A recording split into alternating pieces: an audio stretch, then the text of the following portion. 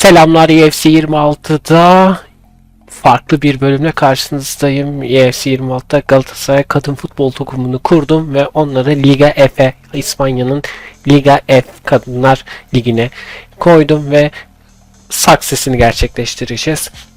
Galatasaray kadın takımı geçen yıl aslında FC 25 zamanında gelmesini beklediğim bir kadın takımıydı. Çünkü kadınların Şampiyonlar Ligi'ne katılmıştı biliyorsunuz. Orada gelir diye tahmin etmiştim ama olmamıştı. Ben 25'te de böyle bir içerik çekmiştim. Hatta kariyerinde çekmiştim ama devam ettirmedim. Sonrasında ardından sildim videomu. O yüzden 25'teki video gitti tabii ki de. Orada da Galatasaray kadın takımını kurmuştum. Şimdi FC 26'da Galatasaray kadın takımını kurdum. Yine Liga F'e kurmuştum FC 25'te de. 26'da da Liga F'e koydum. Ve Galatasaray'ın simülasyonu gerçekleştireceğiz. Kadın takımını efendim. Galatasaray'ın teknik direktöründen tutun, kadın takımının teknik direktöründen tutun, oyuncularına kadar hepsini ayarladım efendim ve sizlere hemen kadroyu da göstermiş olacağım. Kadroyla tanıştığımda direkt kadronun merkezine doğru geldik, gördüğünüz efendim. Esra Yarım kaleci, April diye bir kaleci var.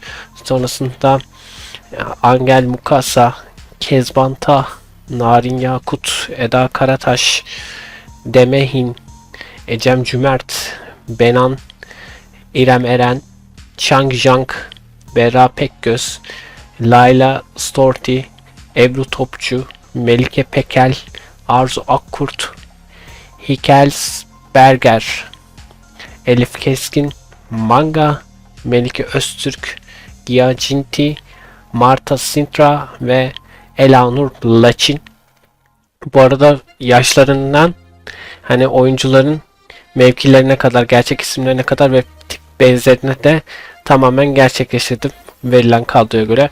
Marta siyah hani teni siyah olacaktı ama değiştiremedim tenini. O yüzden böyle oldu. Çok da mühim değil aslında ama Manga tıpatıp benzeri diyebilirim. Tam denk getirdim, onlara göre ayarladım. Mevkilerini ayarladım, isimlerini ayarladım, yaşlarını ayarladım, doğum günlerini falan ayarladım. Tamamen gerçekçi oldu efendim. Şimdi Melike Pekel'i biliyorsunuzdur. Milli takımda da, kadın milli takımda illa duymuşsunuzdur diye düşünüyorum Melike Pekel'i. Bu yıl Galatasaray'a gelmiş. Hem de daha önce de Paris Saint-Germain'de falan forma giydi kadınların diye biliyorum Melike Pekel'in. Gerçekten de iyi bir isim. Galatasaray kadın takımı geçen yıldan birçok oyuncularını, kadın oyuncularını la yollarını ayırdı. Bazıları kaldı. Çoğu isim gitti. Benim beğendiğim isimler de vardı. Onlar da gittiler ve yeni bir kadroyla çıktılar. Bazılarını da tuttular kadroda ve yeni kadroyla da şu an herhalde gayet iyi ilerliyorlar bildiğim kadarıyla kendi liglerinde. Kadın liginde birincilerde. En son baktığımda şu an ne durumdalar bilmiyorum ama en son birincilerde. Şimdi kadroyu gördük efendim, gördüğünüz üzere. Dediğim gibi kadronun isimlerinden tutun yaşlarına kadar tiplerini denk getirip onlara göre ayarladım. Dediğim gibi bazı oyuncuların tipleri tabii ki de gerçeğiyle uyumlu sağlamadı, en azından benzetilemedi. Çünkü tiplerini elleyemedim.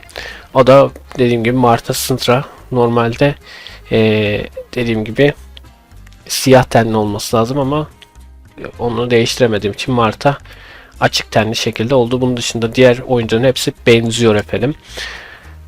Şimdi kadroya gelip kadroda da dizilişi size göstermek istiyorum. Kadro dizilişinde de gördüğünüz üzere bu şekilde bir durum var.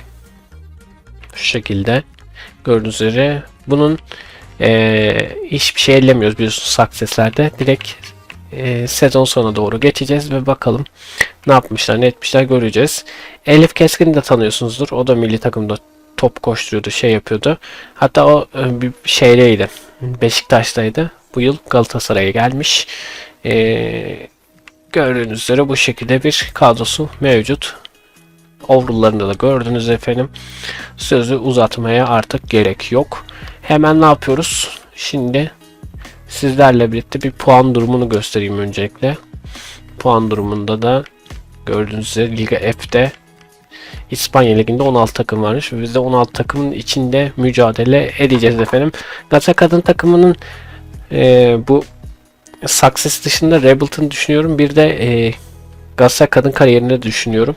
Kariyer ilerleme şekilde gameplaylerinde de düşünüyorum. Eğer onları da yaparsam kanalımda mevcut olacak, kafamda bunlar var. Efendim bunların da bilgisini size aktarmak istiyorum. EA'ye de buradan duyurayım.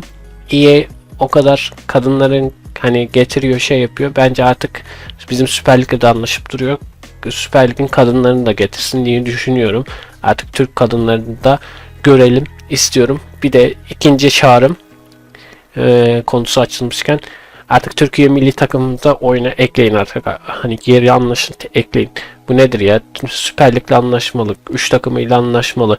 Stadyumlar, yüzler, formalar her şeyle anlaşmalı. Türkiye Ligi anlaşmalı ama Türkiye A milli takımımız yok. Artık A milli takımı da gelsin diye buradan seslenmiş oluyorum. Sanki beni duyacaklar da. Seslenmiş oluyorum ve sözü uzatmadan sezon sonuna doğru geçiyoruz efendim. Ben unutmuşum, söyleyeyim, yani göstereyim daha doğrusu. Hani ne zaman bitiyormuş lig, onu da görmek istedim. Takvime geldim o yüzden. Gördüğünüz üzere şöyle sezon öncesi turnuva burada kadınlarda da varmış. Onu gördüm. Kasım, Aralık, Ocak, Şubat, Mart'ta bitiyordur herhalde diye düşünüyorum. Yo, Nisan'da da devam ediyormuş. Mayıs.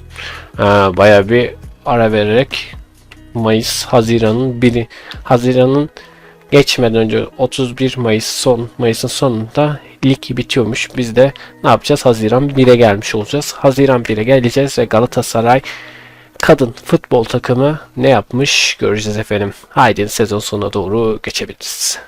Evet, sezon sonuna geldik ve sezon sonuna geldiğimizde de 15. sıradayız. Ligden düşmüşüz herhalde. Kaç tane takım düşüyor bilmiyorum da. Düşmüşüz ligde.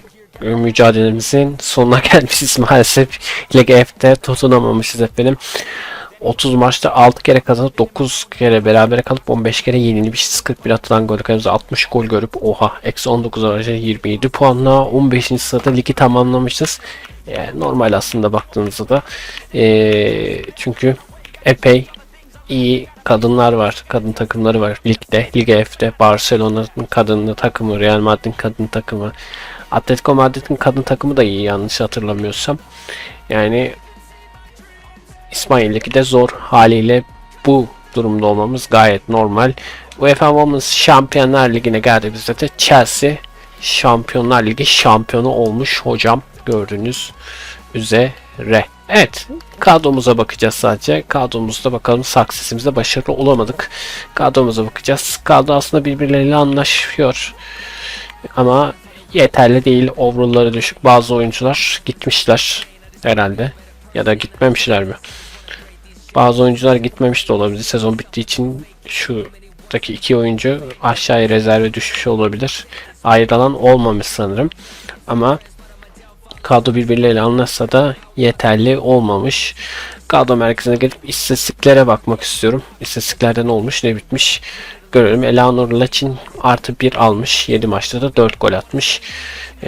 Marta +1 almış. Hiçbir katkısı yok. Zaten oynatmamışlar adamları. Giacinti'yi de oynatmamışlar. Melike 71 olması lazım. +1 aldı şey diyor ama yok. 28 maçta 10 gol, bir asist katkısı var Melike'nin. Pardon, Melike Peker'le karşı. Melike 70 çünkü diyorum. Melike Öztürk 69 demek ki 70 olmuş, almış. Manga'yı hiç oynatmamışlar. Sonrasında Elif Keskin 30 maçta 8 gol 3 asist katkısı var. Berger 26 maçta 1 gol 4 asist. Arzu Kurt 9 maçta katkısı yok. Melike Pikel 30 maçta 4 gol 3 asist katkısı var. Ebru Topçu 30 maçta 9 gol 3 asist katkısı var. Layla'nın tek bir asist katkısı var. 30 maçta. Berra Pekgöz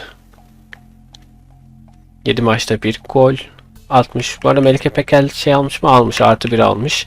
Hepsi artı almışlar ya. Zaten onların detaylarını söylememe gerek yok herhalde.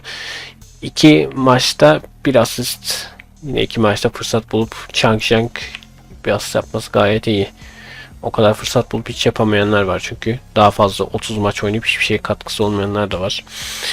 İrem Eren 26 maçta 2 gol 2 asist katkısı var. Benan 28 maçta 1 gol. Ecem 10 maçta bir asisti var. Demeyin 15 maçta hiçbir katkısı yok. Zaten bunlar stoper oyuncular ama kafa golleri falan atarlarsa belki diyerekten düşündüm ama yok. 28 maçta Eda Karataş'ta da bir şey yok. 21 maçta Narin Yakut'ta da. Kezban Tahin 29 maçta sol bek, bek olması lazım diyordum. 29 maçta bir gol, 2 asist katkısı var. Angel Mukasa 25 maçta forma giymiş, kaleyi korumuş. 5 maçta da April giymiş. Esra yarımı da oynatmamışlar. Dediğim gibi hepsi artı almış. Ben sadece Ecem almamış. Bakayım başka artı almayan var mı? Herkes artı almış genelde sezon sonuna baktığımızda. Ama başarılı olamamışız. Evet. Tabi over'ları düşük haliyle. Over'ları düşük tutmuştum ben. Çünkü gerçekte de çok şey değiller. Hani tam donanımlı takım değiller. Bir de yeni takımlar haliyle. Over'larda düşüktü. Bildiğim kadarıyla bazı oyuncuların over'larını hani iyi oynadıklarını gördüğüm kadarıyla onları yüksek tutmuştum.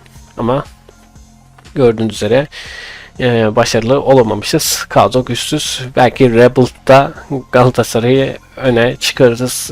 Çünkü daha iyi oyuncular getirerek yine Liga F'de Rebuild'ını gerçekleştirmeye çalışırım efendim. Videodan bu kadar olsun diyorum. Kendinize iyi bakın. Farklı videolarda görüşmek üzere. Hoşça kalın. Bay bay.